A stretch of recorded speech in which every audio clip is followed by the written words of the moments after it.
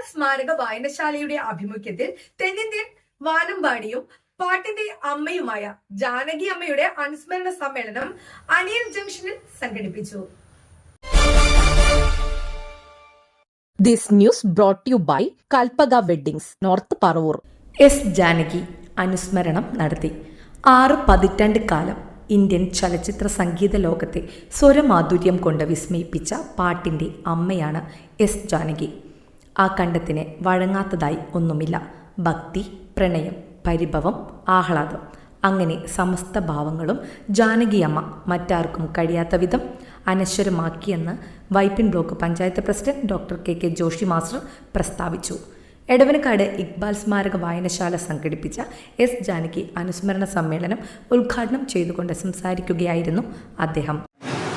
ഇക്ബാൽ വായനശാലയെ സംബന്ധിച്ച് പറയുകയാണെങ്കിൽ ഞാൻ 70 ആദ്യഘട്ടങ്ങളിൽ ഞാൻ വിദ്യാർത്ഥിയായിരുന്ന സമയത്ത് സ്ഥിരമായി വന്നിരുന്നൊരു വായനശാലയാണ്. ഇതിൻ്റെ മുകളിൽ വന്നത് ഈ കെട്ടിടത്തിൻ്റെ കയറിയിരിക്കുന്ന റഷീദ് സ്റ്റോറിൻ്റെ മുകളിൽ ഈ കെട്ടിടമായിരുന്നു, ഇതിൻ്റെ മുകളിലത്തെ കെട്ടിടമായിരുന്നു.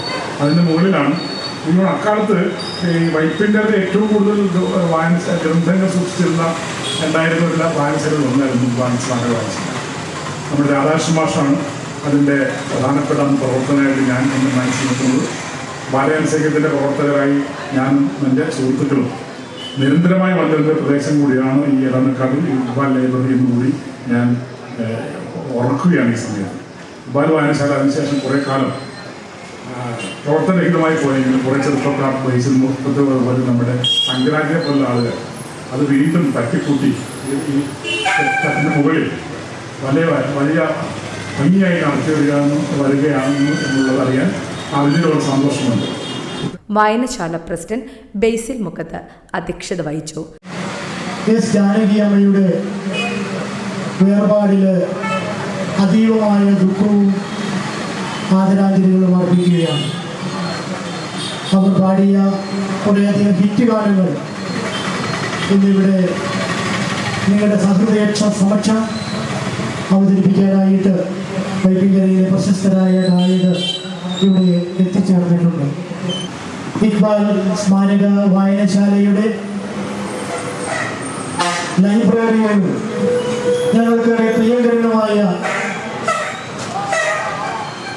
ഞങ്ങളുടെ സഹോദരൻ മുരുകേശൻ തണ്ടാശ്ശേരി കഴിഞ്ഞ ദിവസമാണ് അസുഖബാധിതനായി ഇഹലോകവാസം കഴിഞ്ഞത്.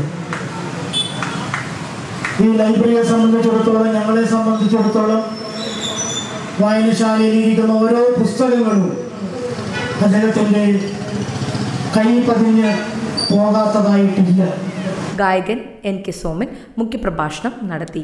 Bank president TA Joseph, secretary VS Gireesan, Das Komath, Edavanakkad panchayat ആരോഗ്യ standing committee chairman PN Thankaraj, Sudhan Vachakkal, PP Saji, Balakrishna Kamath എന്നിവർ പ്രസംഗിച്ചു.